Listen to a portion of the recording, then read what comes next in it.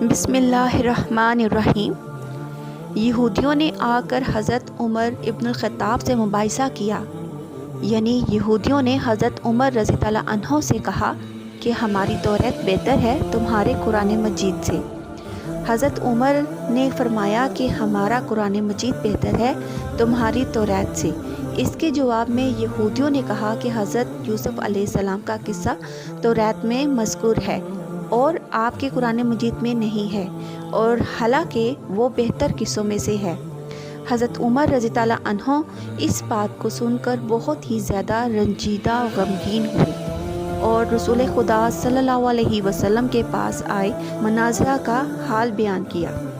رسول خدا یہ سن کر اور حضرت عمر رضی اللہ عنہ کو غمگین دیکھ کر بہت زیادہ متفکر ہوئے۔ اتنے میں حضرت جبرائیل علیہ السلام امین تشریف لے آئے، بحکم رب العالمین، اور پورا قصہ حضرت یوسف علیہ السلام کا بیان فرمایا۔ اور قصہ کا شروع یہ تھا کہ جب حضرت یعقوب بعد مدت کے شہر کنعان میں تشریف لائے اور پھر یہی مقیم ہوئے، بی بی راحیل یعنی والدہ محترمہ حضرت یوسف علیہ السلام نے بعد تولد ہونے بنیامین کے انتقال فرمایا۔ اس وقت حضرت یوسف علیہ السلام کی عمر صرف 5 برس کی تھی اور اپنے 11 بھائیوں میں سے زیادہ حسین و جمیل تھے، اور حضرت یعقوب علیہ السلام ان کو سب سے زیادہ پیار کرتے تھے۔ اور بنیامین اس وقت شیرخوار بچے تھے اور ان کی خالہ لیا نے ان کی پرورش کی تھی، اور حضرت یعقوب علیہ السلام کی ایک بہن تھی۔ ایک دن انہوں نے حضرت یعقوب علیہ السلام کے گھر جا کر سب بیٹوں کو دیکھا، لیکن ان کو کسی پر پیار نہ آیا مگر حضرت یوسف علیہ السلام پر فریفتہ ہو گئیں۔ یہ دیکھ کر حضرت یعقوب علیہ السلام کی بہن نے حضرت یعقوب علیہ السلام سے عرض کی کہ آپ کثیر التعداد ہیں اور آپ کی صرف ایک ہی بیوی ہے، سب بیٹوں کی خدمت ایک بیوی سے نہیں ہو سکتی، لہٰذا آپ اگر چاہیں تو یوسف کو مجھے دے دیں، ہم اس کی پوری خدمت اور پرورش کر لیں گے۔ حضرت یعقوب علیہ السلام نے بہن کی فرمائش پر حضرت یوسف علیہ السلام کو ان کے سپرد کیا اور حضرت یوسف علیہ السلام کو اپنے گھر لے گئیں اور ان کی پرورش بہت ہی ناز و نام سے کرنے لگی۔ ادھر حضرت یعقوب علیہ السلام کا یوسف کو دیکھنے کے لیے ہر گھڑی دل تڑپتا رہتا تھا، اور وہ فرط محبت میں اپنی بہن کے گھر جا کر دیکھ آتے تھے، اور اسی طرح روز بروز حضرت یعقوب علیہ السلام کی محبت یوسف علیہ السلام سے زیادہ بڑھنے لگی۔ تب بہن سے کہا کہ میں بغیر یوسف کے ایک ساتھ بھی نہیں رہ سکتا ہوں، میرے پاس ہی یوسف کو بھیج دو۔ اس بات کو سن کر ان کی ہمشیرہ نے کہا کہ میں بھی بغیر یوسف کے نہیں رہ سکتی۔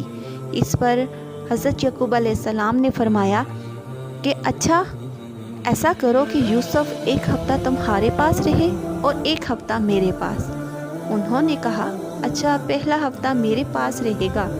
حضرت یعقوب علیہ السلام نے یہ بھی منظور کر لیا۔ اور ایک روایت میں ہے کہ ابراہیم خلیل اللہ کا ایک کمربند تھا۔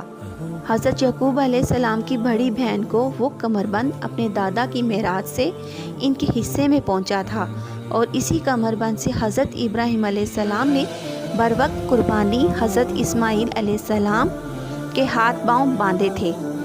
جب حضرت یوسف علیہ السلام اپنی پھوپھی کے گھر میں 7 دن رہے، اس کے بعد حضرت یعقوب علیہ السلام نے ان کو طلب کیا۔ تب ان کی بہن نے حیلہ سازی کی تاکہ یوسف کو ان کے باپ نہ لے سکیں۔ وہی کمربند حضرت یوسف علیہ السلام کی کمر میں چھپا کے کپڑے کے تلے باندھ دیا کہ یوسف علیہ السلام کو کسی بہانے سے چور بنا کر پھر اپنے گھر میں لے آؤں۔